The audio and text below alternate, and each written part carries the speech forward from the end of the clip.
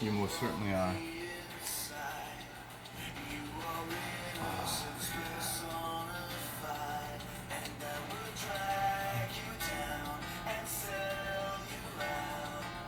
Run away.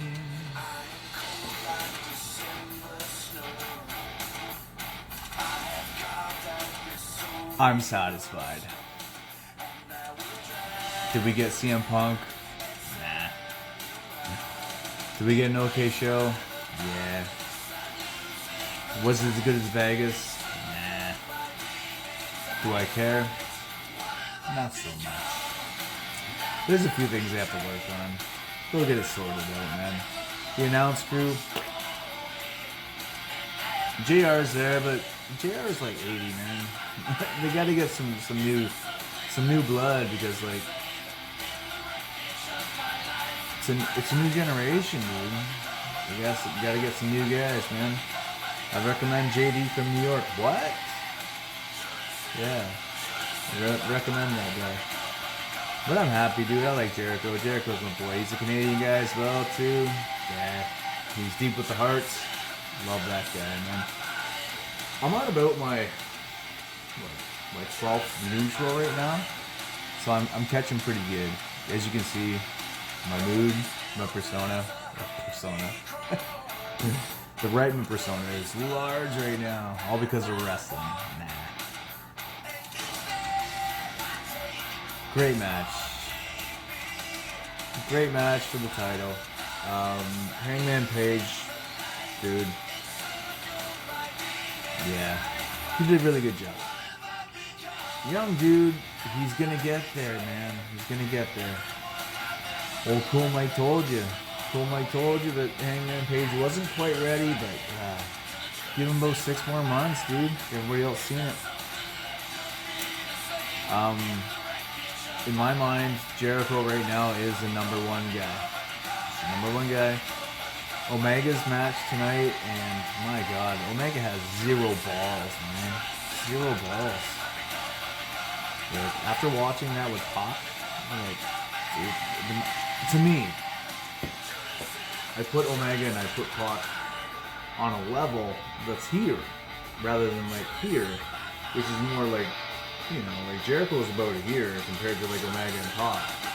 And that's not just, you know, that's not discrediting Jericho and Reese or whatever, but like Jericho's persona, Jericho's like attitude and the way he carries himself. That to me is what I like about him. But Omega, dude, man, his fucking like in-ring shit tonight, like it was flat.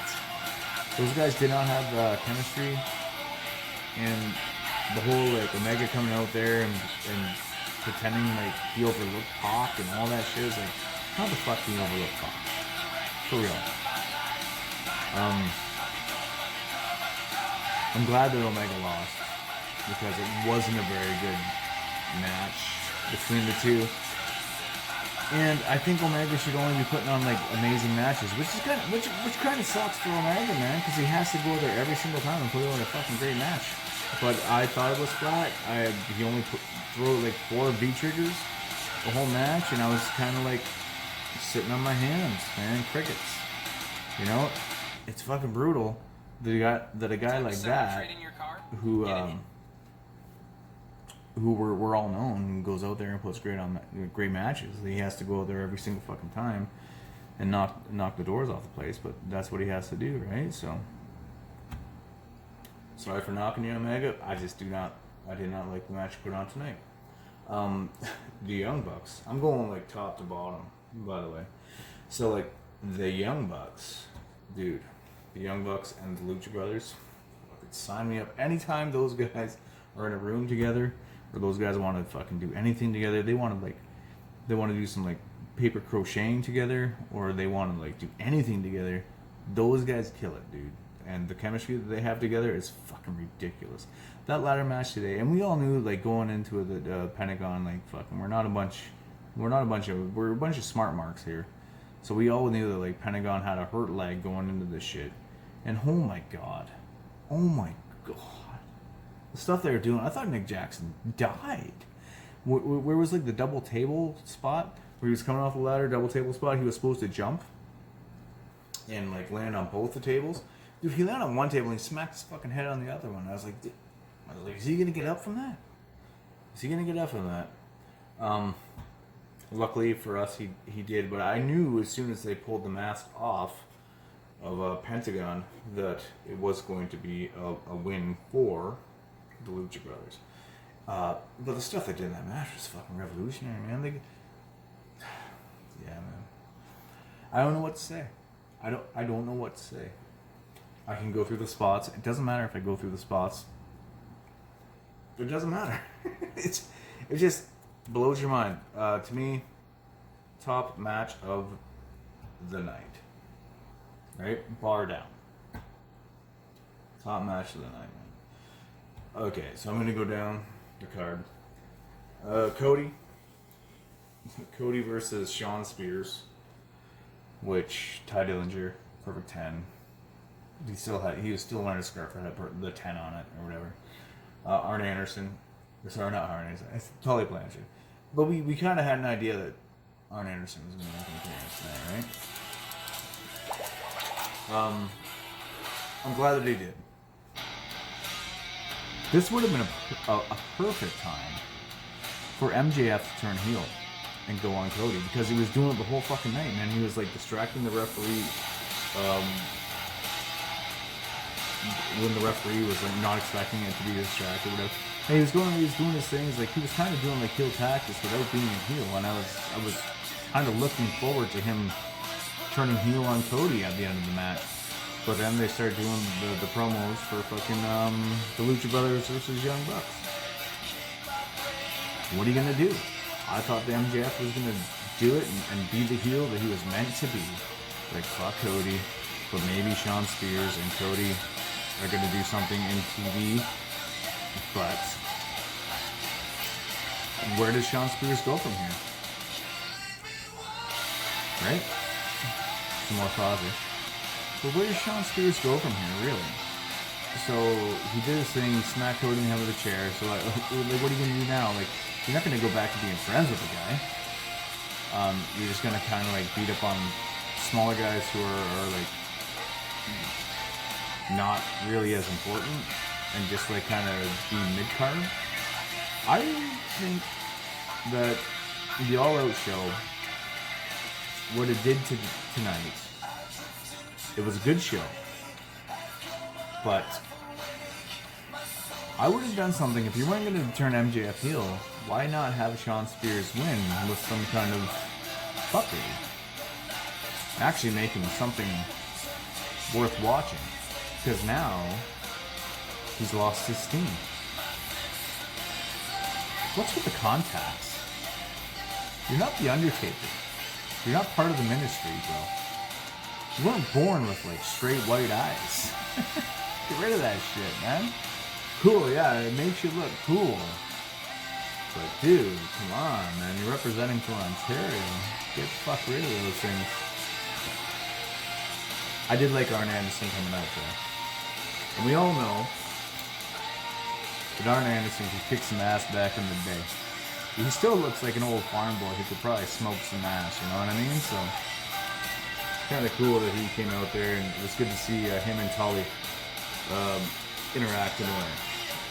You know? Oh, and to go back too, is like they really did a good presentation of the AEW Championship belt. I enjoyed it. They made it look really prestigious, and it actually is a nice looking belt. So good for them for doing that. Shida versus Riho, good match. To be honest with you, that was my buddy was over, and we just kind of shot the shit for the whole match. Riho, yeah, so Riho wins, as we thought she was gonna win. Because they were kind of pushing Riho to win the whole time or whatever. But, yeah, dude, just watching it, it's like, yeah, it was cool, but, like, Rio's, like, 85 pounds, right? She's going against Nyla Rose. Nyla Rose is, like, I don't know, 250 pounds? It's very unbelievable if Riho wins. Which I hope Riho does win. I don't think that Nyla Rose wins. I think they should put, like, Britt Baker in there, considering she kind of got fucked over tonight in the Battle Royal. But what are you gonna do, right? But I think they should put Britt Baker in there to make it more believable, and like have like, if you want Rio to go over, just like have the whole fuckery, and then have Rio take the title. But I do not want Nyla Rose to beat up on a fucking 85-pound Monday.com is a platform girl. to manage any team and any project. Marketing Like, campaigns, no, asset man. project To me, that's management, not sales cool. pipelines, creative productions, But anything. anyhow, We'll start with I Here digress. you can track every Yeah, so Riho wins, and obviously every match that Riho does and like Sheba does is it's great together. Like they have great chemistry, see who's in charge and of what and easily prioritize. but once again, it's like she's 85 pounds, so it's like, what are you gonna do, man? Let you see the information in your board in different So- ways. Make sure projects don't overlap. Or see the breakdown So of progress. Darby Allin versus Jimmy Havoc versus Once Joey you have your Janela, picture, use dashboards. absolute mayhem. Get key insights and metrics from all your I was projects almost in asleep one after place. watching the Broadcast dashboards Omega around the office. Pac match. Monday.com integrates with your favorite tools. I don't think that they got to where they wanted to go. Pac and Omega. It's really sad for me to say that because I love both those guys. But I was almost asleep before the hardcore Cracker Barrel challenge came up. And I'm glad that it did. To me, well, the good open, the 3-on-3 was a great open, but I was kind of asleep during the Pac and Omega match. But once the hardcore match came out, I woke right up. Great match, dude. For what it was, you know? For what it was, there was a couple really great spots in this match. The table spot with Janela and Allen, and then the barrel spot where Allen went to jump and hit Havoc. Then Havoc gets out of the way, and then dude, that was great. The ending was my only complaint. I'm pretty fickle when it comes to this kind of stuff because I've been watching wrestling for a very, very long time. But so I was wondering if he meant to end him with that suplex, or he meant to hit the suplex and then hit him with his finishing move, and then end him that way. That's my only thing, because he didn't quite hit the suplex on him in order to set up the other. So I think, however it was fine. It was fine, but you could tell that there was some fuckery going on there. But yeah. Besides the ending, this match was great, dude. All these guys, Darby Allin. I wanted like Darby Allin fucking ollied onto the back of Joey Janela with a skateboard with tacks on it. How much more innovative can you be? Seriously, dude. Seriously. I was on my couch and I was fucking jumping off of it. You know, it was amazing, dude. It was amazing. Like, keep that innovation going on with AEW, and you guys are gonna thrive. Like I was saying, this pay-per-view wasn't as good as the Vegas Double or Nothing pay-per-view, but it still had some really good points. You know what I mean? There wasn't a huge surprise. Like, what was a huge surprise? Like Mercedes. What was her name? Mercedes. I forget her name. Mercedes Martinez was like the biggest surprise. Maybe Arn Anderson coming in now and doing his thing, but. So now I'm going to get into the Omega and Pac match. I don't think I have to get into it that much because I kind of went over it. Because to me, Omega is supposed to be the biggest guy in AEW. The biggest thing I took away from this match is like, Omega, get some fucking nuts, dude. Get some balls. I am so sick of your babyface shit.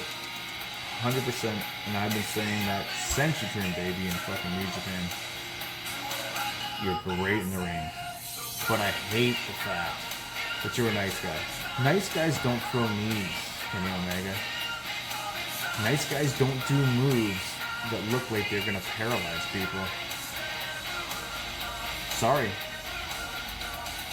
You can be a guy who's physical in the ring and you can still be a good guy. Look at Stone Cold Steve Austin. He never played with the crowd as much as you're playing tonight, dude. And the reason why I'm saying is because I fucking love you, buddy, and I love the way you wrestle. You do 5-star matches, this and that, but you haven't done a 5-star match since you were a fucking babyface. Have you? Could be old drunk Mike talking, but you haven't been as notorious as when you're a babyface as when you're a fucking heel. And even when you were a heel, you were just like an anti-hero. So go back to being an anti-hero, dude. Quit being on the elite so much, man. We don't need to know you're a huge gamer. Just be a fucking badass, dude, because you look like it. You look like it. And Pac, too. I felt that Pac was holding back, and there was a lot of stuff that Pac should have been doing that he didn't do. And yeah, he was a bastard during the match, but it's like there was no flow between you guys, man. And like it's a shame. It's sad for me to say because I look forward to Omega matches, and I was really looking forward to you and Pac. As soon as they switched it from like Moxley to Pac, I was like, shit, dude, this is gonna be something. Maybe you guys didn't have enough time to plan. I don't know. But just saying, this whole like nice guy, babyface, fucking whatever.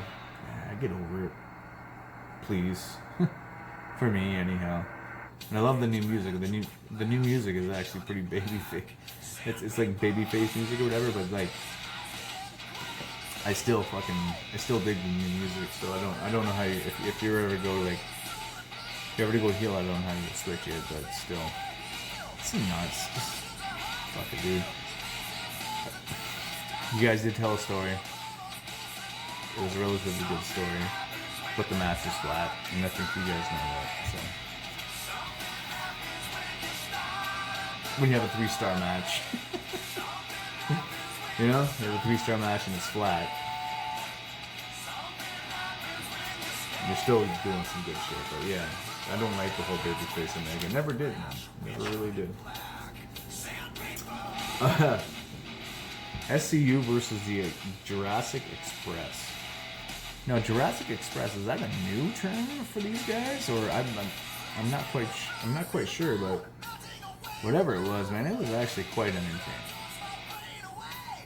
So, like for me, the opener is fucking great. SCU is a great opening act. Those guys, their teamwork, absolutely amazing. The Jurassic Express were so fucking over tonight, man. So over, man. The crowd was so pissed off with it, and then they had to sit there and like give them their due once they didn't win. They had to leave in the ring and like shake hands with SCU and shit. I don't like that when opponents shake hands afterwards. They can talk out in the back or whatever in the dressing room, but I'm not a huge fan of that kind of stuff because you're just kind of essentially putting them over and like kind of dampering SCU's spot from winning. But in this instance, I think they kind of had to do that because the crowd was kind of going sour on SCU, and SCU's like super over and great in the ring. But myself, I would have liked to see the Jurassic Express. I would have loved to see the Jurassic Express win. Luchasaurus is over, and a little side fact. Luchasaurus, I met him in Vancouver here. He was doing a Halloween show at the Rickshaw, and now everyone in the show, every match was a different like kind of scenario. So it was like Nancy versus Freddy, and it was like Michael Myers versus fucking whatever. And then the last match, which had Luchasaurus in it, the only guy who actually knew how to wrestle very well. Luchasaurus played the Evil Dead tree. Take that in. Now he's playing the dinosaur, but he played the Evil Dead tree. I had a brief conversation. Yeah, well, not really a conversation, just a compliment. Like, hey, good job, buddy, you look great. I was like, thank you very much. He seemed like a really, really decent dude. But yeah, so like Luchasaurus is over now, and I'm actually quite proud for him because he seemed like a pretty decent dude. they did a good match. Jungle Boy did his thing. I seen there was like a little bit of Jungle Boy hair like trapped in a rope. I think it was Jungle Boy hair. It could have been him or the other guy. I forget what his name was. Marco Stunt. How big is that guy? Is he like 4'10" or like 5'1" or like? I don't think he's 5. I don't even think he's 5. I think he's like. He might be 5 feet, maybe. Yeah. I'm short too, but that I would tower over that guy, man. But good for him for getting in the rings. Like I wish I had the fucking balls to get in there and do this shit against guys who are like 6'10" or whatever the fuck they are. But yeah, it was a great opening match. Good for them. Nyla Rose wins the Battle Royal. I could care less, to be honest with you. Good for her. But she's going up against Riho. Riho's 85 pounds. Nyla Rose is like 250 pounds. If Riho wins, it's just like, okay, cool. They need to add a third to that. And then Riho and the third can like tag team against Nyla Rose. But like, Nyla Rose wins, it's just like, okay, she's beating up on a small girl. But if Riho wins, it's like, it's unbelievable. So it's like, they kind of like booked himself in a corner kind of deal. Private Party, man. Private Party. Now, here is the one match. This is why I say it first. Because I went to watch the match and my stream went cold. The only thing I seen was the gin and tonic, which appropriately named for a name that is for a tag team that is named the Private Party.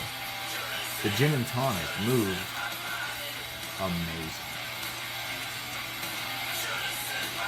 Her can run off the ropes into a stunner.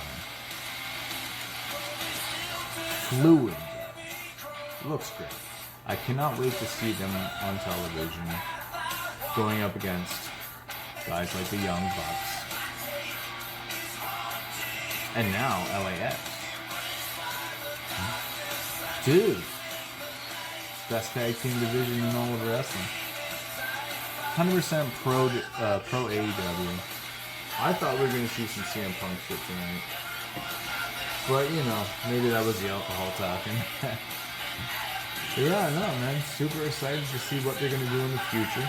I thought this show was a little bit not as good as Vegas. But, yeah.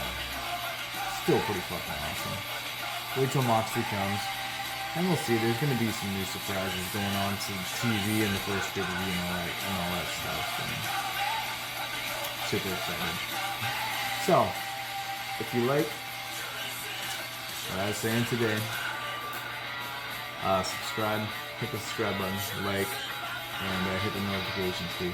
And once again, leave comments. Leave comments, because we're trying to get better. But not shitty comments, because, you know, who listens to a shitty comment nowadays, you know? And I'm going to sign off. I hope you guys had a good AEW All Out Saturday. I know I did. I definitely drank. Dude, I don't know. How many of those? And then add another 6 to that. The guy is relatively snapped on alcohol right